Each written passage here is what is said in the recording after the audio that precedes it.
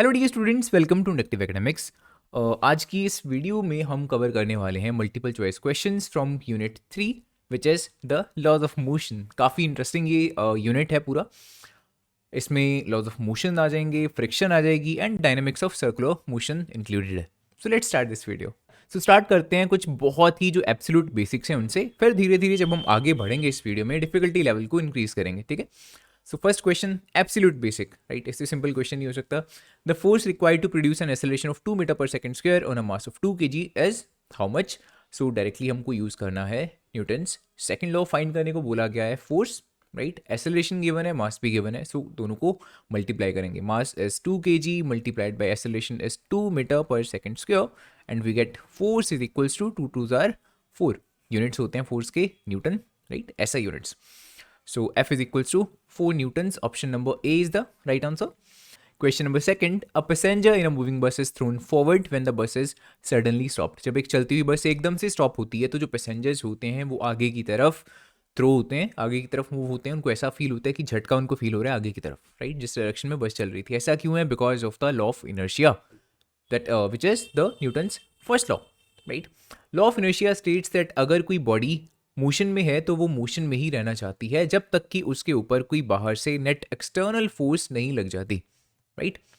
So that is what happens in a moving बस। जब बस चल रही है काफ़ी स्पीड पर, let's suppose 40 kilometre per hour से लेट्स सपोज कोई बस चल रही है, तो जब आप उस बस में बैठे हो ऑफकोर्स आपकी बॉडी भी 40 किलोमीटर पर आवर के साथ बस के साथ साथ मूव हो रही है, right. With respect to ground that means आपकी भी वेलोसिटी का जो मैग्नीट्यूड होगा वो इतना ही होगा, 40 किलोमीटर्स पर आवर, ठीक है।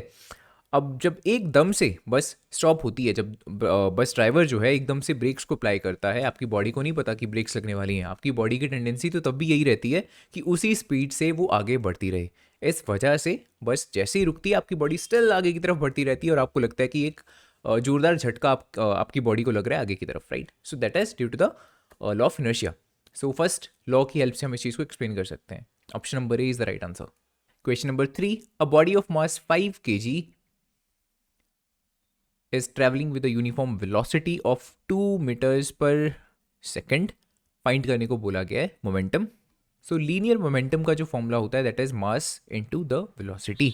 सो डायरेक्टली मल्टीप्लाई करेंगे मास को that is 5 kg with the velocity 2 meters per second। Okay, 5 2s are 10।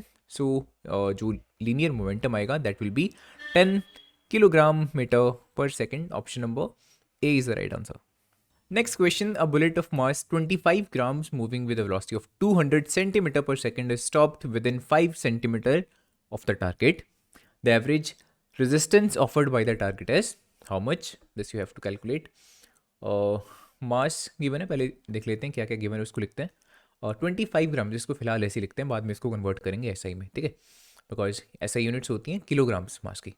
Velocity is 200 centimetre पर सेकंड, इसको भी कन्वर्ट करना पड़ेगा, this is also in centimetre, right. इसका बस ध्यान रखना होता है न्यूमेरिकल्स में, जब भी आपके पास जो क्वांटिटीज़ गिवन हैं अगर उनकी यूनिट्स एसआई में नहीं है तो पहला काम आपका यही होगा बिना कुछ फर्दर सॉल्व करे, राइट। सबसे पहले उनको एसआई में कन्वर्ट करना पड़ेगा।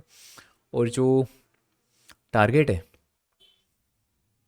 उससे जब बुलेट टकराती है तो टोटल 5 सेंटीमीटर के बाद वो स्टॉप हो जाती है, ठीक है।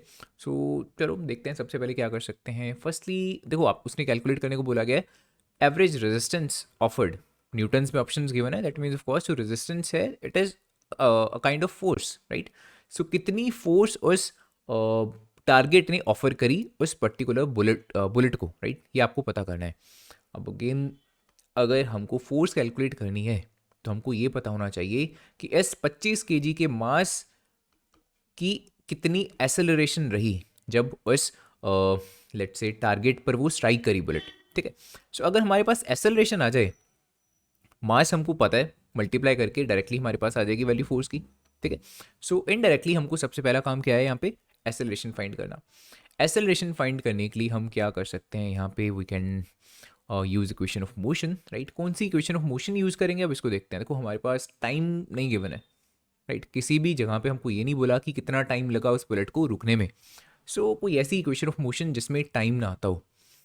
For example v square minus u square is equals to 2as, इसको यूज़ कर लेते हैं. Okay, so v square final velocity जो थी उसकी, that is 0 minus u square that is the initial velocity का स्क्वायर, इस चीज़ का square.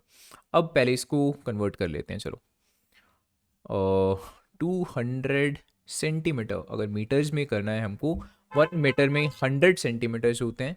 So 1 centimetre is equals to 1/100 metre. So simply आपके पास दैट मीन्स ये कितना आ जाने वाला है, 2 मीटर पर सेकेंड, राइट.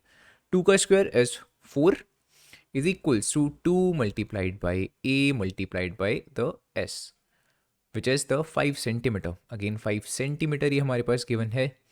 सो मैं इसको लिख रहा हूँ 5/100 मीटर. ओके, एक्सेलरेशन अब यहाँ से हमको फाइंड करनी है. देखो ऊपर पहले ये देखो 5 और 2, 5 2 आर 10, और जब इस 10 को मैं इससे डिवाइड करूँगा बेसिकली क्या होगा, 0 से 0 कट जाएगा ना, सीधा मेरे पास नीचे क्या रह जाएगा, 1/10 हो गया ओवरऑल हमारे पास यहाँ पे. So -4 is equals to a divided by 10. So directly आपके पास a की वैल्यू कितनी आ जा रही है, -40 metre per second square. Minus का जस्ट यहाँ पे ये मीनिंग निकल रहा है कि जो वेलोसिटी थी उस बुलेट की वो क्या हुई, कम हुई है, डिक्रीज हुई है. सो दिस इज द एक्सेलरेशन. अगर मैग्नीट्यूड की बात करूँ तो just it is 40 metre per second square. अब हमको फाइंड करने को बोला था बिकॉज फोर्स. सो फोर्स के लिए मैं क्या करने वाला हूँ, मास को डायरेक्टली बस एक्सेलरेशन से मल्टीप्लाई कर दूंगा. So force is equals to mass is 25 grams. So 25/1000 kg multiplied by जो ये 40 मीटर पर सेकेंड स्क्वायर आपकी एक्सेलरेशन आई है. ओके, अब पहले ऊपर देखो अगेन 25 को अगर मैं 4 से मल्टीप्लाई करता हूँ, राइट, 25 4s आर 100 एंड एक जीरो यहाँ पे भी है, दैट मीन्स 1000, राइट. नीचे भी 1000 है, 1000 से 1000 कट जाएगा and you will get F is equals to 1 newton. So option number A आपका करेक्ट आंसर है यहाँ पे. Next one, in an explosion a body breaks up in 2 pieces of unequal masses. Let's suppose कुछ इस तरह से वो break हो जाती है. एक बहुत छोटा सा हिस्सा है जो बहुत कम मास का है, लेट्स से, और जो सेकंड हिस्सा है वो बहुत ही ज़्यादा मैसिव है, उसका मास बहुत ज़्यादा है. कुछ इस तरह से वो ब्रेक हो जाती है after the explosion. Now in this the both parts will have equal momentum, या लाइटर पार्ट का ज़्यादा होगा या हैवियर पार्ट का मोमेंटम ज़्यादा होगा, या फिर दोनों पार्ट्स की इक्वल काइनेटिक एनर्जी होगी. कौन सा आंसर होगा? This is a problem based on law of conservation of linear momentum, right. Law of conservation of momentum क्या बोलता है कि किसी भी पर्टिकुलर सिस्टम का जो टोटल लीनियर मोमेंटम होता है, total linear momentum of a system, this is a conserved quantity. It always stays the same, right? The total linear momentum of a system can never increase nor decrease until and unless no external net force is applied on that particular system. Only in that case जो linear momentum होगा किसी system का वो conserved रहेगा. लेकिन अगर हाँ बाहर से नेट एक्सटर्नल फोर्स लगाएंगे फिर तो यार लीनियर मोमेंटम कम या ज़्यादा हो ही सकता है. मान लो एक बॉल है, वो ज़मीन पे रखी हुई है, रेस्ट पे रहेगी due to the inertia. Law of conservation of momentum भी यही बोल रहा है. मान लो जो बॉल है, बॉल बहुत सारे पार्टिकल से मिलकर बनी है, बट जो सिस्टम है इस टाइम पे हमारा बॉल ही है. ओवरऑल दैट मीन्स जो सिस्टम है, जो बॉल है, उसका लीनियर मोमेंटम 0 है, राइट. बट अगर मैं उसको किक मारता हूँ या फिर मैं लेट्स सपोज किसी भी टाइप से इसको बाहर से फोर्स अप्लाई करता हूँ, फिर तो यार वो मोशन में आएगी ही आएगी, फिर तो उसका मोमेंटम चेंज हो जाएगा, राइट.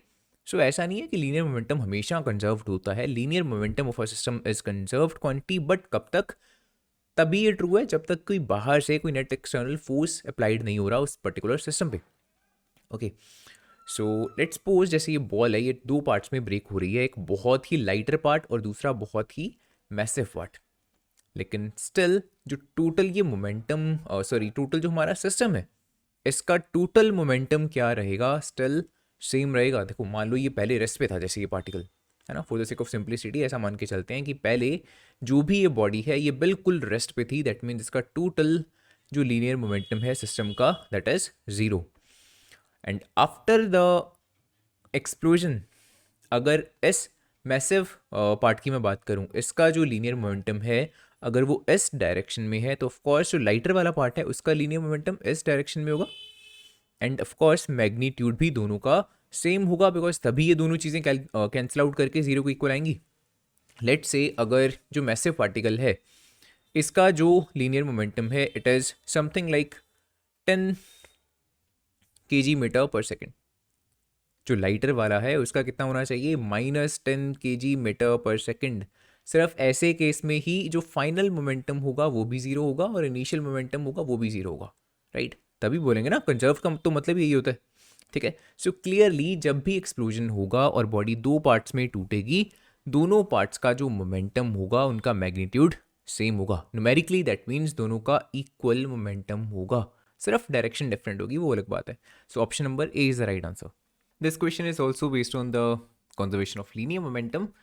एक गन है जिसका मास गिवन है आपके पास 1000 kg and it Fyers a projectile of mass 1 kg. इसको मैंने कैपिटल एम से लिखा, इसको मैंने स्मॉल एम से लिख दिया because there are two different masses. Okay, इस मास की जो वेलोसिटी आपके पास गिवन है, सो इसको यहाँ बिकॉज मैंने स्मॉल लेटर यूज़ किया तो मैं यहाँ पे भी स्मॉल वी यूज़ करूँगा, right. So it is 100 metre per second. Now आपको फाइंड करनी है what will be the velocity of the recoil of the gun in the horizontal direction. Simple सी बात है, जिस डायरेक्शन में बुलेट फायर हुई है उसकी ऑपोजिट डायरेक्शन में हमको रिकॉइल ऑफ द गन देखने को मिलती है. Now using the conservation of linear momentum. Conservation of linear momentum क्या बोलता है कि सिस्टम का टोटल लीनियर मोमेंटम कंजर्व्ड रहता है. जितना पहले था उतना ही बाद में होगा. पहले कितना था फायर करने से पहले, जब हमने बुलेट को फायर ही नहीं किया तो बुलेट भी रेस्ट पे है और जो गन है वो भी रेस्ट पे है. दोनों चीज़ें रेस्ट पे हैं, that means total linear momentum कितना होगा, ज़ीरो, है ना. बिकॉज जब कोई चीज़ रेस्ट पे होती है तो उसका लीनियर मोमेंटम ज़ीरो होता है because of the zero velocity. अगर अब इनिशियल लीनियर मोमेंटम ज़ीरो है सिस्टम का, तो of course total final linear momentum भी ज़ीरो होना चाहिए. अब जो टोटल फाइनल लीनियर मोमेंटम है मैं उसको इक्वेट कर रहा हूँ ज़ीरो के. अब देखो टोटल फाइनल लीनियर मोमेंटम कैसे आएगा, पहले इसका देख लो कितना है, फिर उसमें इसका ऐड कर देंगे, right. But the problem is this, हमको एस रिकॉइल की वेलोसिटी पता नहीं है, वो हमको फाइंड करनी है. चलो इसकी जगह वी की जगह वी रखते हैं, राइट. इसका लीनियर मोमेंटम कितना हो जाएगा, 1000 into capital V, because mass into velocity होता है लीनियर मोमेंटम, प्लस इसका गन का mass into velocity. So 1 kg multiplied by 100 metre per second. So this is the total final linear momentum of the system, जिसको हमने zero के equal रखा है because initially उसका लीनियर मोमेंटम कितना था सिस्टम का, zero. So initial linear momentum of the system और यहाँ पे total final linear momentum of the system, दोनों को इक्वल कर दिया because of the law of conservation of linear momentum. Okay, so आपके पास सिंपल सी इक्वेशन क्या आ चुकी है, 1000 v plus 100 is equals to 0, और I can write 1000 v is equals to -100. ये दो जीरो से दो जीरोस कैंसिल आउट कर दो and you get v is equals to -1/10 metre per second. That means -0.1 metre per second. So कौन सा answer है, option number B. Next one, the coefficient of static friction between two surfaces is given 0.2. Of course जो mu S है it is just a ratio of two forces, so इसकी कोई भी units नहीं होती हैं. It is a unitless and first dimensionless quantity. Okay, it is just a ratio of two forces, right? F by R basically. F by R that is equals to mu s, where F is the force of friction and R is the normal reaction. ठीक है, okay, ये बात की बात है. आपको find करने को क्या बोला गया है, the angle of friction. So theta आपको कैलकुलेट करने को बोला गया है. एक रिलेशनशिप होता है हमारे पास that is mu S is equals to tan theta, where mu s is the coefficient of static friction and theta is the angle of friction. So mu S आपके पास गिवन है 0.2. 0.2 इज बेसिकली 2/10 और I can right 1/5, है ना. So mu S की जगह मैं यही लिख रहा हूँ 1/5 is equals to tan theta. अब देखो अगर मैं यहाँ से डायरेक्टली ऐसे सोचता हूँ, ऑप्शंस काफ़ी अच्छे दिए हुए हैं इसने. If you will notice, theta find हमको करना है, राइट. अगर मैं tan वहाँ भेजूंगा बेसिकली इन्वर्स हो जाएगा वो, right. I get theta is equals to tan inverse 1/5, but ऐसा कोई भी ऑप्शन नहीं है, राइट. और अगर मैंने 1/5 ना भी किया होता, अगर 0.2 ही रखा होता, तब भी आपका आंसर क्या आता? Theta is equals to tan inverse 0.2। You might wonder कि यार tan इनवर्स 0.1 तो दिया हुआ है, tan इनवर्स 0.2 जैसा तो कोई ऑप्शन भी नहीं है। दैट इज बिकॉज इस tan इनवर्स को आप cot इनवर्स में भी कन्वर्ट कर सकते हो, राइट? tan का उल्टा cot होता है। सो अगर इस tan इनवर्स को हमको cot इनवर्स में कन्वर्ट करना है तो मेरे को इस क्वांटिटी का भी रेसिप्रोकल करना पड़ेगा, राइट? इधर मैं tan इनवर्स का रेसिप्रोकल कर रहा हूँ तो cot इनवर्स आ जाएगा, और इधर 1/5 का रेसिप्रोकल करूंगा तो 5/1 आ जाएगा, राइट? दैट मीन्स इसी चीज़ को थोड़ा सा हम मॉडिफाई करके लिखने वाले हैं, right? Let me use another colour. So theta is tan inverse की जगह cot इनवर्स, एंड ब्रैकेट वाली क्वांटिटी हो जाएगी 5/1, दैट मीन्स 5। ओके, सो अब डायरेक्टली आपके पास दिख रहा है आंसर आपका कौन सा है? ऑप्शन नंबर टी, ठीक है? Theta is equals to cot inverse 5। काफ़ी इंटरेस्टिंग है इसके option specifically, right? Otherwise mostly cases में अगर बहुत ही रिलेटिवली सिंपल रखना हो इसको तो सीधा ये आंसर होगा, theta is equals to tan inverse 1/5 या बोल लो 0.2, कुछ ऐसा दिया होगा उन्होंने, ऑप्शन में ही ऐसा लिखा होगा, लेट से ऐसा दिया होता, theta is equals to tan inverse 0.2। But ये जिस टाइप से यहाँ ऑप्शन दी हुई है, थोड़ा सा मतलब उसको क्या किया हुआ है, थोड़ा सा कॉम्प्लेक्स किया हुआ है, ज़्यादा नहीं, ठीक है? सो ऑप्शन नंबर डी हमारा यहाँ पे राइट आंसर है। Question number 8, a particle of mass m is given an impulse such that the velocity of the particle changes from v1 to v2। Initial velocity v1 है, final velocity v2 है। जो impulse है वो किस quantity के equal होगी? चार option दिए हुए हैं। जो इम्पल्स होती है that is literally the change in momentum, right? Impulse that is denoted by J, that is nothing but change in momentum, or I can write P2 minus P1, जो final momentum होता है minus the initial momentum, that is the impulse। Let me write final and initial over here so that I guess ज़्यादा अच्छे से आप relate कर पाओ फॉर्मूले से। Okay, now जे जो बेसिकली इम्पल्स है, इसको मैं कैसे लिख सकता हूँ? देखो, फाइनल मोमेंटम किस तरह से लिखेंगे? लेट से बिकॉज उसने दिया हुआ है बॉडी का मास m है, सो फाइनल मोमेंटम को मैं लिखूंगा मास इनटू द फाइनल वेलोसिटी जो है v2 माइनस इनिशियल मोमेंटम को इस तरह से लिखेंगे मास इनटू इनिशियल वेलोसिटी जो है v1। Okay, so taking out m common we get j is equals to m v2 minus v1, so this is the impulse। Option number B is the right answer। Question number 9, which one of the following is self-adjusting force? That is of course the static friction। जो static friction होती है, the force of the static friction, it is a self-adjusting force। ये adjust करती है खुद को according to the applied force, right? जब हम किसी रुकी हुई बॉडी के ऊपर फोर्स लगाते हैं उसको मूव करने के लिए, जब हमारी फोर्स बहुत कम है, ये उसके अकॉर्डिंगली एकदम इक्वल मैग्नीट्यूड में ऑपोजिट डायरेक्शन में लगेगी, सो एज कि वो बॉडी मूव ना हो सके। फिर हम थोड़ी सी और फोर्स इंक्रीज करेंगे, स्टिल बॉडी मूव नहीं हो रही है, बिकॉज फ्रिक्शनल फोर्स जो ये है स्टैटिक फोर्स ऑफ फ्रिक्शन, वो भी बढ़कर एग्जैक्टली उसको मैच कर रही है, राइट? जितनी हम फोर्स बढ़ाते हैं उतनी ये भी क्या होती है? इंक्रीज होती रहती है, but up to a certain point. उसके बाद ऑफ कोर्स जो बॉडी होती है वो मूव करना शुरू कर देती है। उस पॉइंट पे हम बोलते हैं कौन सी फोर्स ऑफ फ्रिक्शन एक्ट कर रही है? Kinetic force of friction, right? So जो सेल्फ एडजस्टिंग है that is the static friction. Option number D is the right answer, and this is the question number 10। The direction of the impulse is which one? अब देखो, जो impulse है उसको दो तरीके से हम मेंशन करते हैं। एक तो इस तरह से लिख सकते होते हैं जो मैंने ऑलरेडी प्रीवियस क्वेश्चन में हमने देखा, impulse is nothing but the final momentum minus the initial momentum, basically change in momentum. मैं डायरेक्टली ऐसे लिख देता हूँ, delta P, right? Impulse is nothing but change in momentum, और या फिर इम्पल्स को हम इस तरह से भी लिख सकते हैं, basically force multiplied by the time. Okay, अब मैं इसके अगर अकॉर्डिंगली सोचूंगा, देखो डायरेक्टली जो टाइम है that is a scalar quantity, right?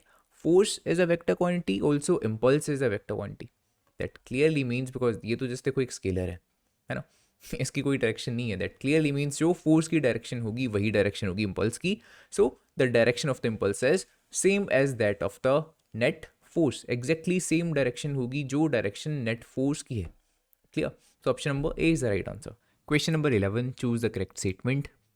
Option number A, a body can be accelerated by frictional force. बिल्कुल ट्रू है, अगर बॉडी के ऊपर फ्रिक्शनल फोर्स लगेगी तो वो एसेलरेट होगी। यहाँ पे देखो एक चीज़ माइंड में रखनी है, एसेलेशन का ये मतलब नहीं होता, काफ़ी स्टूडेंट्स को ये डाउट होता है कि एसेलेशन हो रही है बॉडी की दैट मीन्स फास्ट होती जा रही है। Not necessary at all. Acceleration means velocity उसकी चेंज हो रही है, राइट। अगर बॉडी की कोई फाइनाइट एसेलेशन है जस्ट मीन्स कि उसकी वेलोसिटी चेंज हो रही है।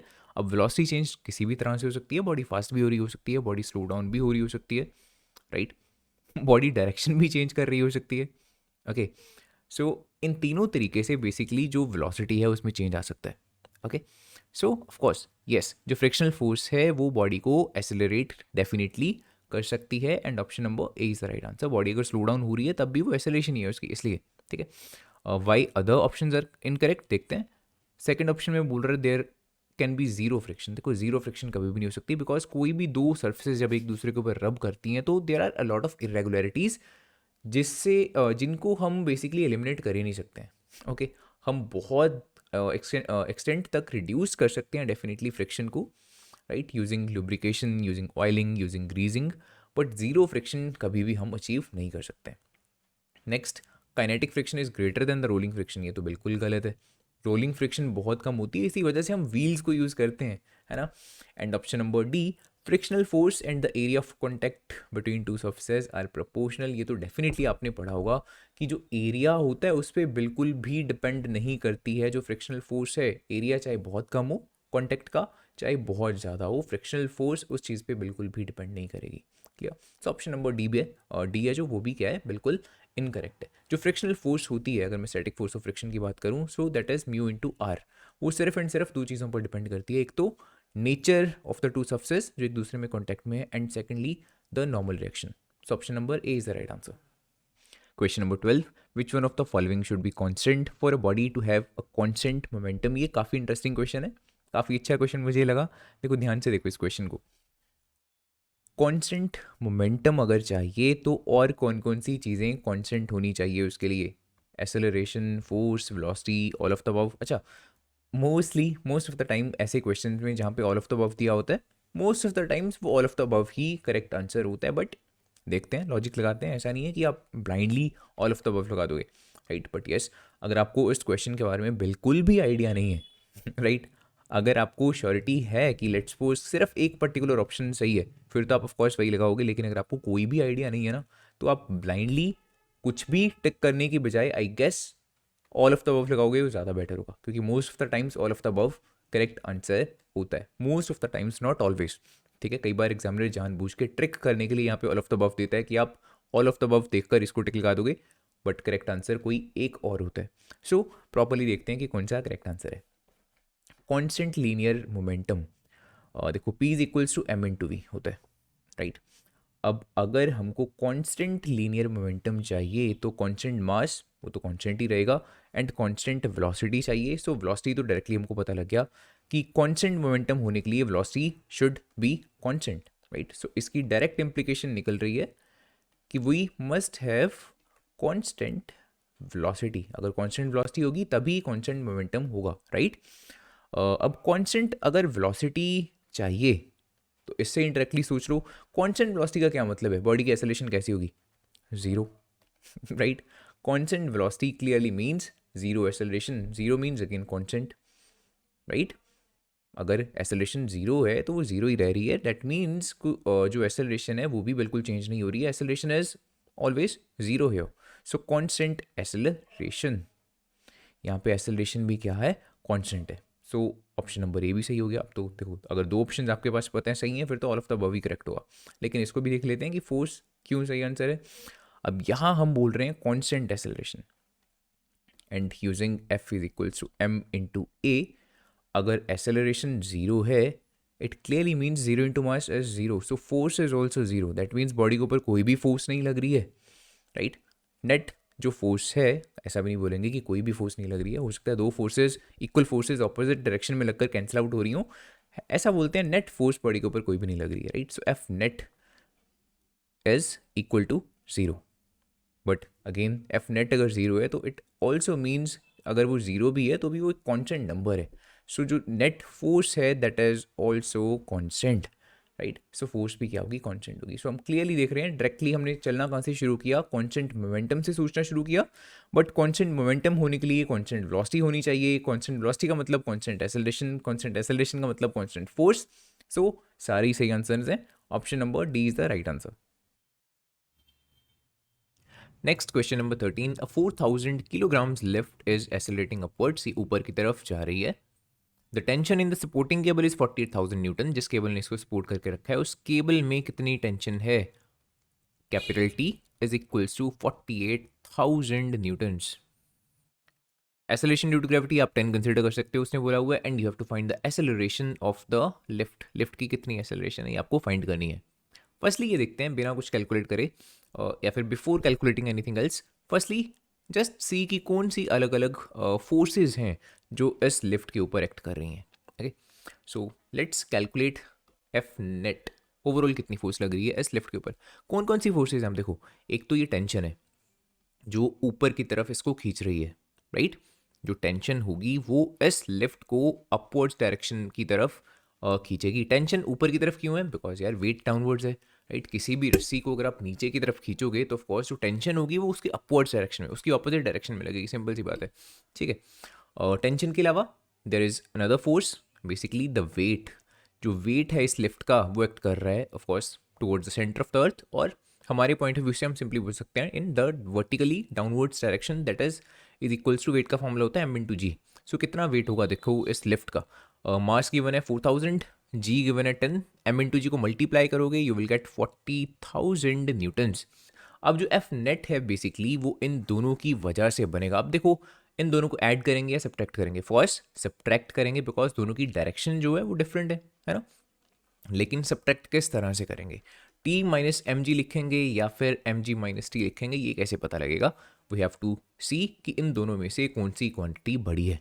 ओके, एफ नेट जो होगा वो देखो उसी डायरेक्शन में लगेगा ना जिस डायरेक्शन में ज़्यादा फोर्स लग रही है, सिंपल सी बात है।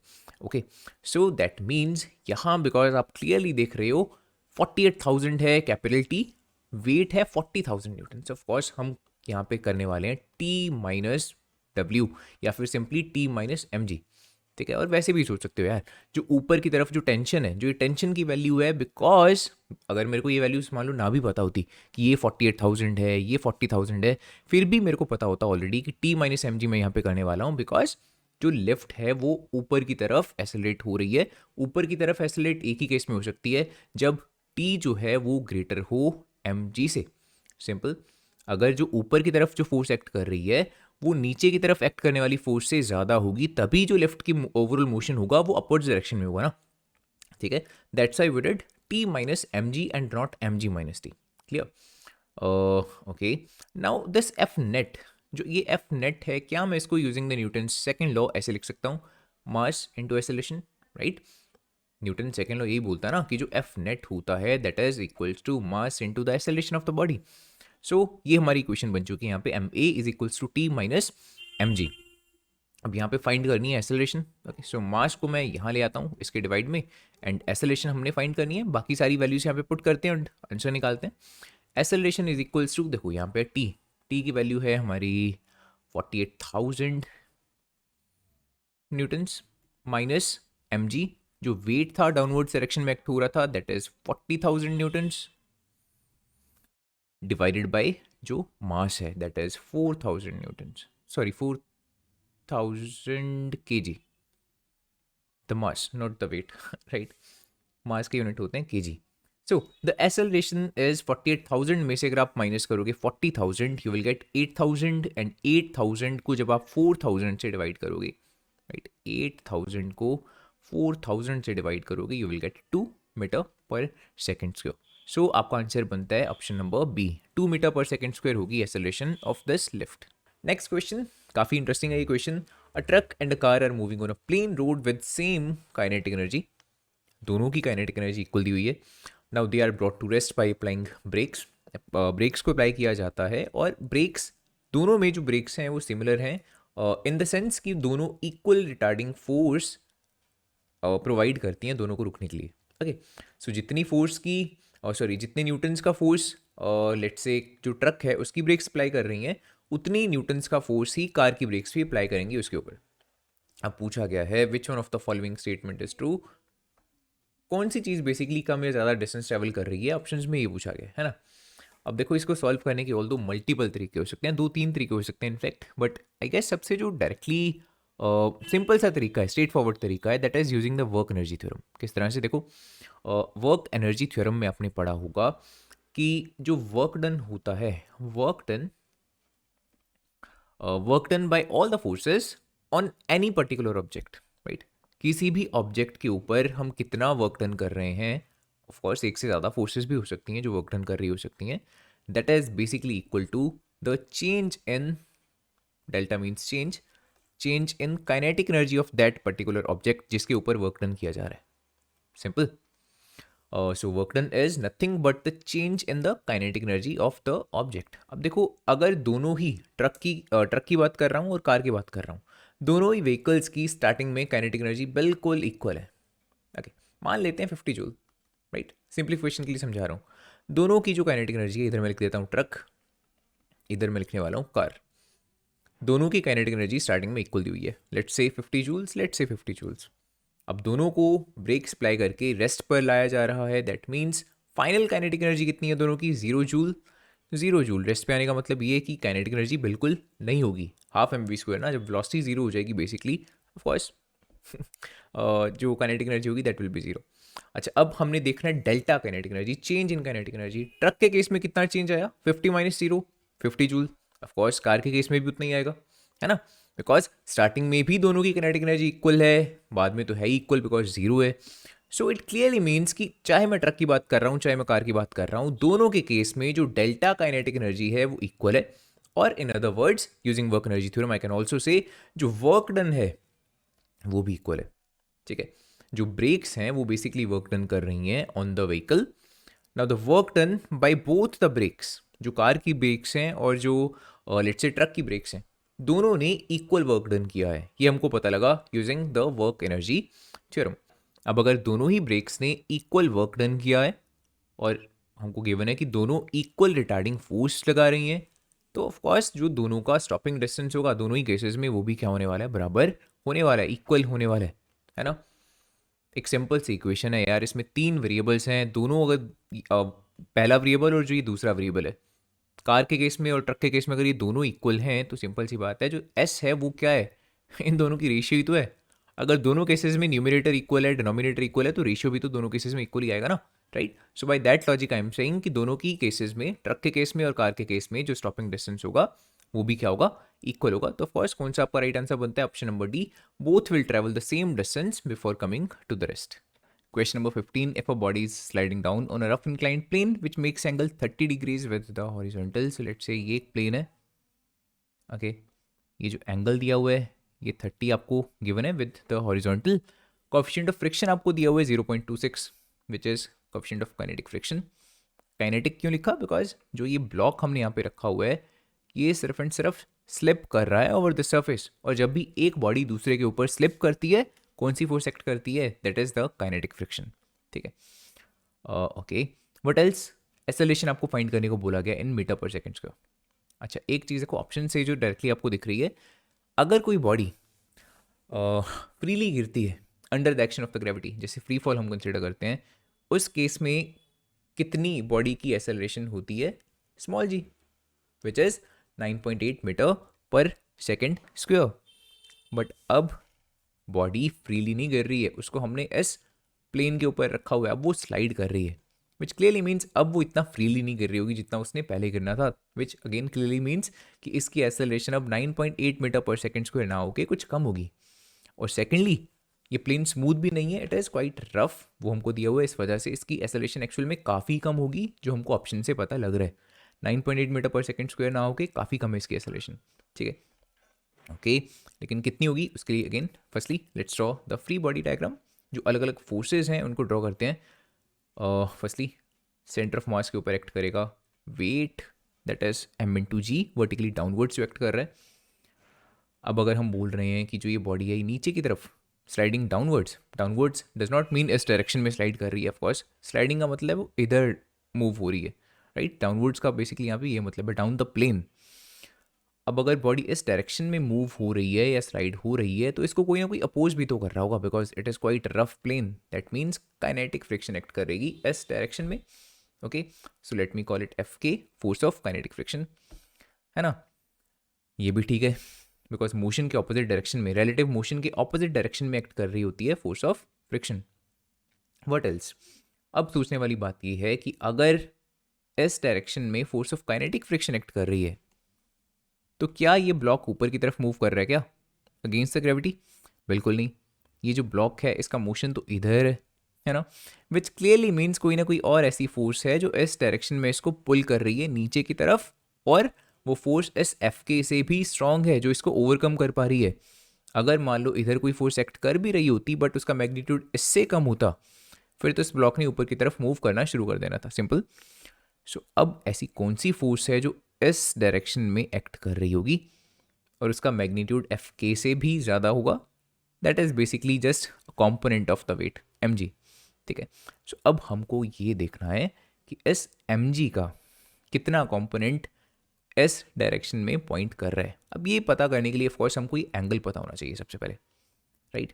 Now using a little geometry we can easily calculate this angle. कैसे? फर्स्टली हम ये करते हैं, लेट्स से जो ये बेस है इसी के पैरेलल यहाँ सेंटर ऑफ मास से स्टार्टिंग एक इमेजिनरी लाइन ड्रॉ करते हैं एकदम पैरेलल टू दिस बेस. अब ध्यान से देखना, जो ये वाला बेस था इसके पैरेलल मैंने यहाँ पर बेस बना दिया, और जो ये इंक्लाइंड प्लेन था उसी के एग्जैक्टली पैरेलल यहाँ पे ये वाला कंपोनेंट एक्ट कर रहा है ना. अब बिकॉज इन दोनों लाइंस के बीच में जो ये प्लेन है और जो ये बेस है इन दोनों के बीच में एंगल था 30 डिग्रीज, तो ऑफकोर्स अगर इन दोनों के पैरेलल मैंने दो लाइंस ड्रॉ कर दी हैं तो उन दोनों का एंगल भी तो सेम होगा 30 डिग्रीज, है ना.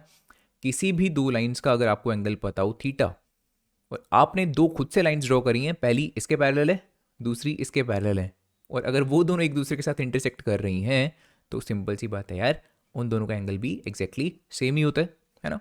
So this angle is 30, but I have to know this angle. अब ये कितना होगा? 60, बिकॉज ये टोटल यहाँ पे राइट एंगल बन रहा है. ठीक है. सो ये एंगल अब हमको पता लग चुका है कि दिस इज 60 डिग्रीज. ओके, सो बाकी पार्ट में एक बार इरेज कर रहा हूँ. ये एंगल हमको चाहिए था 60, पता लग चुका है. अब यूजिंग दिस एंगल मैं क्या इस कंपोनेंट की वैल्यू फाइंड कर सकता हूँ? If I know this is m g, तो ये कंपोनेंट कितना होगा? It will be M G into cos 60 degrees. अब हमको फोर्स ऑफ काइनेटिक फ्रिक्शन भी पता लग चुकी है एंड ये वाली फोर्स भी पता लग चुकी है. अब कैलकुलेशन वाला पार्ट थोड़ा सा स्टार्ट करते हैं. एफ नेट ओवरऑल कितनी फोर्स लग रही है इस बॉडी के ऊपर, इस ब्लॉक के ऊपर? It will be M G cos 60 minus F K, right, because this is greater. M G cos 60 बड़ा है एफ के से, सो M G cos 60 minus F K. And using Newton second law again, जैसा हमने पिछले question में किया था, एफ नेट की जगह मैं लिख रहा हूँ एम इंटू ए. अच्छा, what about this F k? Force of kinetic friction की जगह भी मैं ऐसे लिख सकता हूँ म्यू के इंटू आर, राइट. ये फॉर्मूला आपने पढ़ा होगा, एफ के इज इक्वल्स टू म्यू के इंटू आर. इसको मैंने यूज़ किया एंड यहाँ पर वैल्यू पुट कर दी है एफ के की. But what about the value of r? R हमने अभी तक कैलकुलेट नहीं किया है, सो अब हम यहाँ पर हमको आर भी कैलकुलेट करना पड़ेगा. Let me use another colour. जो आर है that is the normal reaction, एकदम परपेंडिकुलर टू द सरफेस ये करेगा एक्ट कुछ इस तरह से, है ना. एंड इसकी वैल्यू कितनी होगी? Using little bit of trigonometry you can easily calculate. I hope कि जो आर आएगा it will come out to be equal to M G into the sine 60, right. और depending on how you calculate it could also be M G into cos 30. Basically चाहे आप ये लिखो value same आने वाली है, because sign 60 और cos 30 same होते हैं, इक्वल होते हैं, right. Does not matter. So r is equals to M G into sine 60. So यहाँ पर आर की जगह मैं यही लिखने वाला हूँ, m ji into sine 60. Now take care of one thing, m m and m को यहीं पर कैंसिल आउट कर दो, बिकॉज सिंप्लीफाइड हो जाएगा यार, राइट. कॉमन निकाल कर यहाँ से राइट हैंड साइड से एम को it will get easily cancelled out. ठीक है. सो यहाँ से मैं एम इरेज कर रहा हूँ, यहाँ से एम इरेज कर रहा हूँ, एंड यहाँ से भी आपका एम इरेज हो जाएगा, सिर्फ जी रह जाएगा.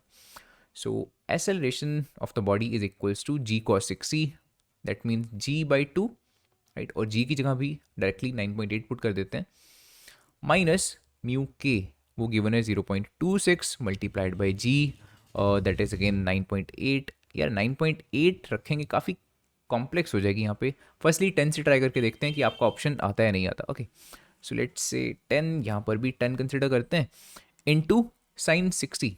Sign 60 is √3/2, √3 is 1.732 divided by 2। कितना आंसर आ रहा है आपका, देखते हैं। 10/2 दैट इज 5, माइनस इधर वाला जो पार्ट है इसको तो कैलकुलेटर से सॉल्व कर लेते हैं टाइम बचाने के लिए। ये बेसिकली बन रहा है आपका, पहले मैं 2 से इसको डिवाइड कर रहा हूँ, सो 0.13, उसको 10 से मल्टीप्लाई किया तो 1.3, 1.3 को मल्टीप्लाई कर लेते हैं 1.732 से, और फिर इसको उसमें से माइनस कर देंगे 5 से, ठीक है। सो 5 नहीं, पहले मैं मल्टीप्लाई करके देख लेता हूँ, 1.3 मल्टीप्लाइड बाई 1.732, आपका आंसर आ रहा है 2.2516, है ना।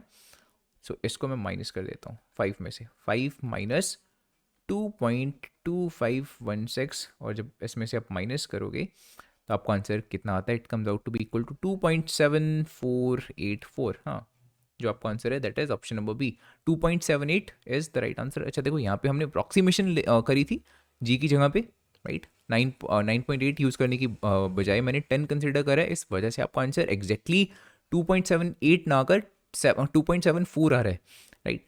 बट ऑफकोर्स अगर मैं इसको एग्जैक्टली करूँगा, जी की जगह पे 9.8 कंसिडर करूँगा, तो एग्जैक्ट आपका 2.78 आंसर आएगा यहाँ पे, राइट। बट ज़रूरी नहीं है, आप अप्रॉक्सीमेशन से चलोगे तो भी आपको यही देखना है कि बिकॉज ऑप्शंस काफ़ी दूर दूर हैं, तो यहाँ पर we can afford to use 10 metre per second का।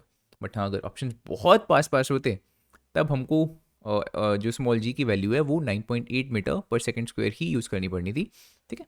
सो यहाँ पर थोड़ा सा ईजी हो गया काम। ऑप्शन नंबर बी आपका सही आंसर है।